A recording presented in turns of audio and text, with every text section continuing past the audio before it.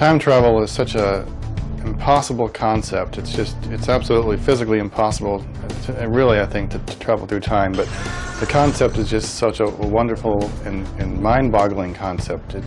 It opened up a lot of possibilities for a story, and the idea of going back in time and changing the past is an incredible thought. Movie's science fiction. It's about me and 75 cheerleaders in a locker room. Oh no, I'm sorry, different movie. It's about a cable box.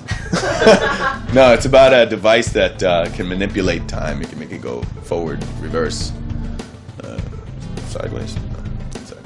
I find him, he's stabbed, and he tells me to go find this device and bring it back to him or he's a dead man, which of course I have no idea what he's talking about, and then I find the device.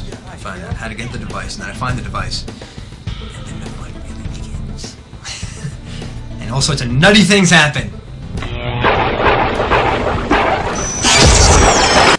It's, you know, it's pretty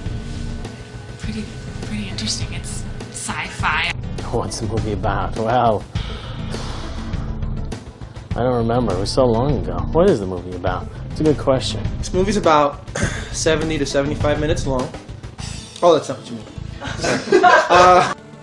Uncle Clarence works at Area 51, and he steals the device because he realizes that it's probably not going to be used for the best intentions. Basically, Uncle Clarence doesn't agree with the government, the way the government's been using the Ethereal Plane device. In the process, he gives it to his nephew, Harrison, who's played by that magnificent actor, Gene Gabriel. No, I'm just kidding. Movie is about the Ethereal Plane. It is a device that will help slow down, reverse time, except for the holder. It's definitely a device that the two agents wanted to get hold of for the government. It's something that we had at one point. It was stolen by Uncle Clarence. Well, basically, EP is about a person who uses a time machine to stop a murder before it's happened. The premise is that he is able to access this time machine, go back in time, and intervene with the events that happened prior to the guy being murdered.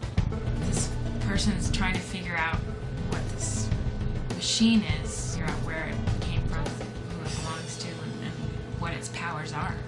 It's an alien device, so it's from a higher level of existence.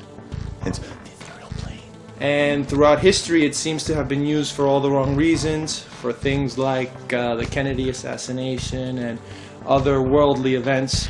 And then there's also, at the end, kind of a startling revelation about the origin of mankind, and it's pure crazy science fiction, but it's a lot of fun, I think. So it's pretty much a chase flick, and you get to see a little bit of what the the Ethereal Plane device can do.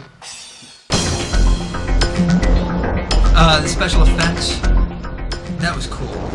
It was, I guess the hardest thing about it, wasn't the split screen where I was like talking, watching myself, but a lot of the backward scenes. It's very complicated, some of the things we did, and some of the post-production effects were just extremely complicated and time-consuming. And that's another thing that was particularly difficult about shooting a movie like this, is that a third of the entire film is backwards. It's happening in reverse. So when we're out there shooting scenes that we know are going to be reversed in post-production, it really makes your brain ache. And it hurts to think straight about how, okay, what we're seeing is going to be backwards, so how am I going to be looking in... That got hairy sometimes, because like we do a full scene, one take. Which I guess that you want to ask one of my favorite scenes was from before, was the Calabria scene was also a great scene where we had the full people eating backwards, and so I had to walk backwards through the whole thing, and I was just pretty amazed how it looked when it came out forwards, because Clark and I would just sit there and talk and say, okay, what would it look like backwards? Okay, let's try to do this forwards now, and trying to walk backwards to make it look like you're walking forwards, and we worked hard on that, and it was hard, but it was a lot of fun, and the thing that we were nervous about the most was doing it in public and wondering if people were going to stare at me because I'm supposed to be in the other plane, the Ethereal Plane, so nobody was supposed to see me. But I think it worked out well, nobody did see me, and I liked the water. Backwards water's cool. Okay, my favorite scene to watch was probably when I was in the garage when I'm getting chased by the truck. And I have the device in my hand. And they chase me into the elevator bank. And they're about to shoot me and I freeze everything and then I reverse it. And the genius that Clark is with his special effects. I love when you see me run backwards out the door and I'm still on screen and the door closes and then it reopens and it's me again popping my head out while I'm still on screen. I think that looks the cleanest and the smoothest and it's my favorite part of the movie.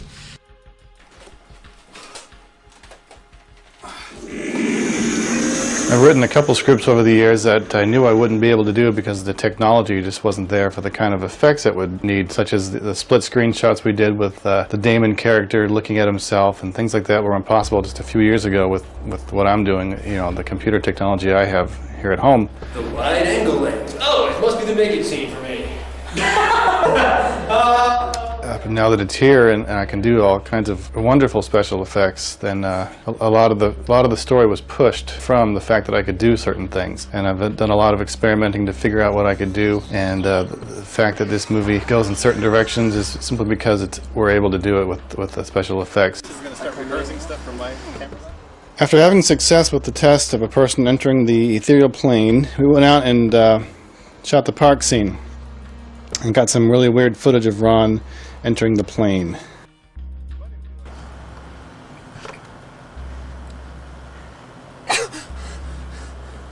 Holy crap.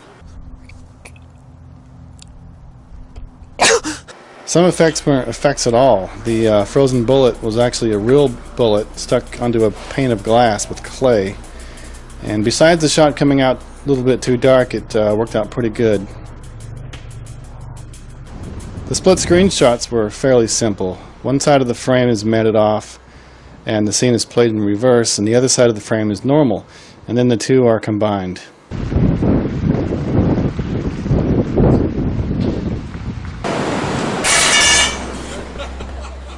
Then we come to the wormholes. We used a couple different methods. The first time we tried the scene, Ron was wearing the wrong clothes, so we had to reshoot it. It's really too bad because he brilliantly acted the scene backwards.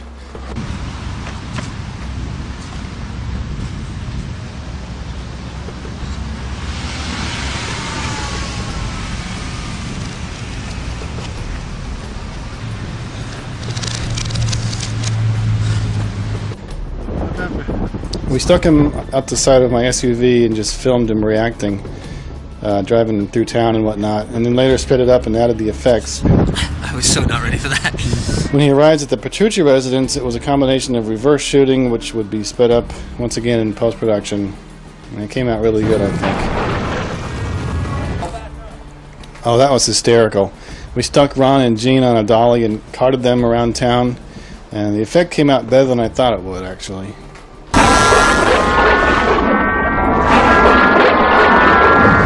At least for Harrison, I tried to make it where he's been through it a couple of times and he kind of enjoys it because he's out of his mind. So it's kind of like a high, kind of trippy thing for him. I will say that it was an absolute joy and a pleasure to make the film. I mean, it was actually a lot of frustration. We had a lot of cancellations and weather problems. There was one time there was a parade in the middle of the street, and Sucked. They're all assholes. I didn't like any of them at all. It's just horrible working with them. Oh, it was horrible. Just horrible.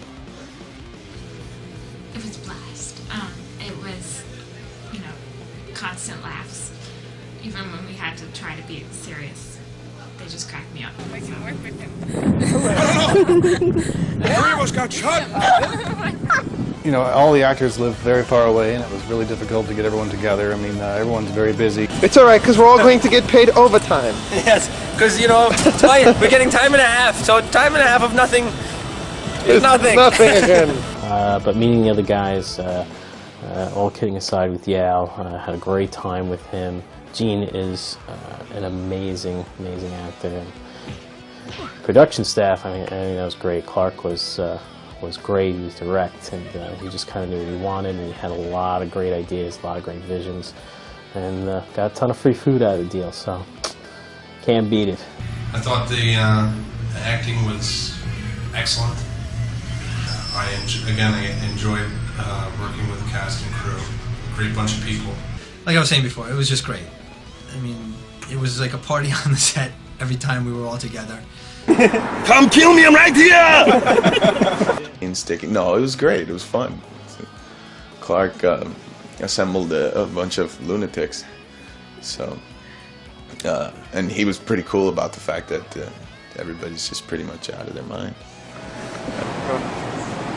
Lovely. You are talented. Just insane. And I don't think there was ever a serious moment on the set. This is like 80 cents a minute. Can you make it fast? Sorry, deal with it. Fine. You know, there's a lot of stuff that you, our viewing audience, will never see. Yummy. That's good. Oh, yeah, and Gene, they were hysterical, and Ron too. I mean, I wish the camera could have been on them the whole time because, you know, between takes, it's hysterical. They have their own little dialogue language. They're in another planet, and I don't know what they're doing, but it's great. Sure, Yale played the silent one in the movie, but he's very quick, very witty. Very witty man. Yeah. Every day was fun. That's why I was so into the project, because everybody was really into it. We all did it for the love of the art. I mean, you know, and the sandwich that they would get. Clark is a total slave driver. Very, very hard to work with. It's the only person I wouldn't want to work with again. Just never, always had to do 18, 19 shots, takes of the same shot because he had to get every angle. So, you know, I mean, I know you've seen this movie. It's pretty amazing what he does, that it's only one camera with his editing, because he is brilliant, he's a genius, but slave driver. His assistant though, Leilani, she was cool, she was great. She would always bring us food, and you know, I like food. I think our movie definitely stands alone as a unique concept, a unique entity, and even though it's got a lot of influences from a lot of different movies, and I'm the first to admit that I've watched these movies and came up with my own story, but I think it's a very unique concept. Closing remarks. Hope you enjoyed the movie. I know we enjoyed making it. So I really hope the movie is thoroughly entertaining, and I hope that people pay attention, and I hope that they understand and just have a good time thinking their way through it, because it is a mind-boggling concept, the ethereal plane.